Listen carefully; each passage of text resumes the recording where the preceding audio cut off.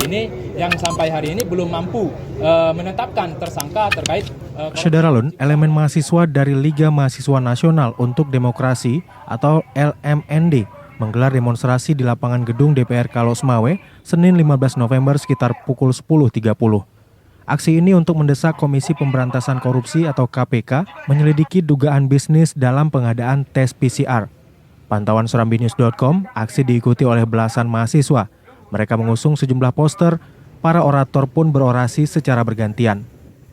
Tak lama kemudian, Wakil Ketua DPR Kalos Mawe T. Safianus bersama sejumlah anggota DPR Kalos Mawe lainnya keluar untuk bertemu dengan para mahasiswa. Dengan kehadiran KPK kemarin, mungkin kemarin ada juga dari rekan mahasiswa juga menjambai, dan di kantor ini juga mereka datang mengingatkan kepada kami, dan setelah ini kan pertama ada tim pembinaan.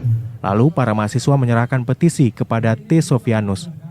Koordinator aksi Marta Beruh menyebutkan, beberapa hari yang lalu tepatnya 4 November, Partai Rakyat Adil Makmur atau Prima telah melaporkan ke KPK terkait dugaan bisnis PCR. Namun sampai hari ini belum ada progres dari KPK untuk melakukan pemanggilan pihak terkait.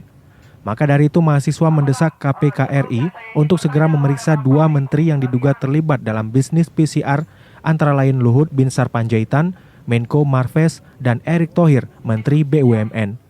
Pada kesempatan tersebut, mahasiswa juga meminta KPK melakukan sapu bersih koruptor di 23 kabupaten kota di Aceh. Indikasi-indikasi kasus korupsi. Aceh hebat soalnya.